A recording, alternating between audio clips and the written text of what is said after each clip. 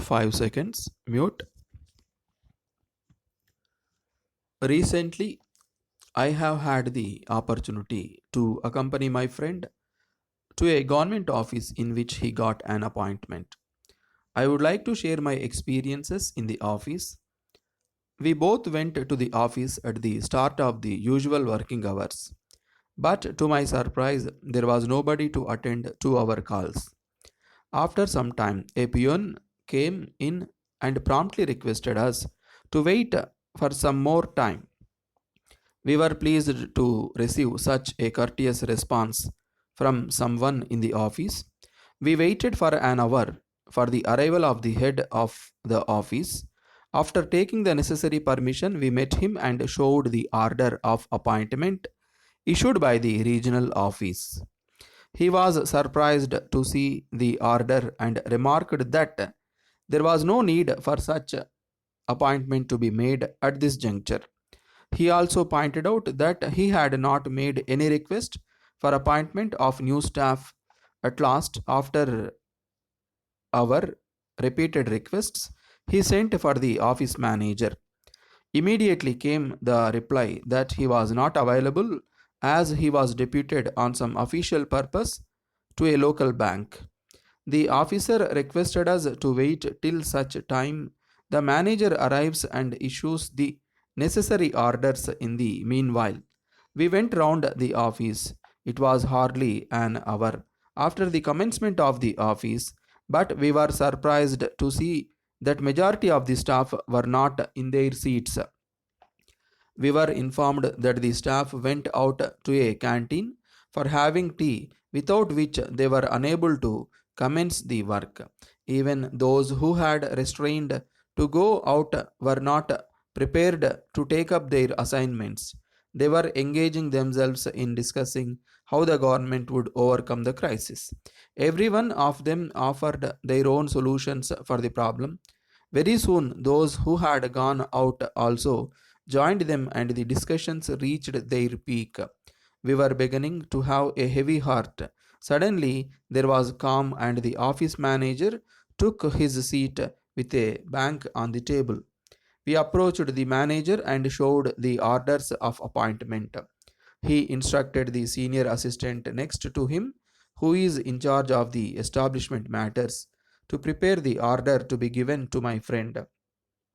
The gentleman took out a file, gave us an order in which one of the typists was appointed, and requested us to prepare a similar order, duly substituting my friend's name. As soon as we prepared the order, it was lunchtime and everybody was leaving for lunch.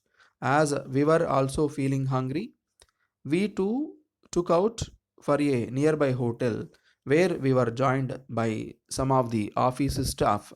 We had a nice time during the lunch as everybody was kind towards my friend and happily invited fold even before joining. After an hour, we were again before the office manager for the orders to be served. We were sent to the officer with the orders in our hands, and very soon we were out of the room. My friend made out a joining report and handed over the paper to the office manager.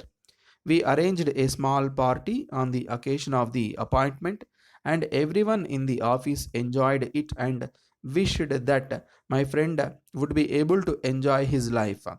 We came out of the office in the evening with our hearts light, and we seemed to walk on air. My friend rushed to the house to inform his parents about his experiences on the first day.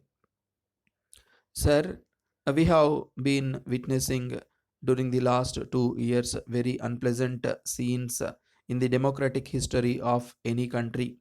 It is a well known fact that the voter, who is not influenced by any means which the political parties usually use during the course of elections, has given his verdict, which unfortunately led to a peculiar situation in which no single party has got absolute majority. With the result, small regional parties, although they differ in their ideologies, came to a conclusion to join hands on the basis of a common minimum program acceptable to all. All this seems to be only an exercise for the purpose of grappling the power. But the real question here is, what should the elector do in such a situation? He should elect his representative not on the basis of any party affiliations but on the virtues which the candidate possesses. All these representatives should in turn elect a body to govern the people as well as them. This body should be in office for 2 years and another body takes over the administration. The term of the elected representatives can be 10 years. The rotation system of administration would give the capable members an opportunity to prove their worth. If the voter is vested with the power to recall, the elected will feel the threat and correct his ways. The Election Commission should ponder over this issue and recommend remedial measures. A voter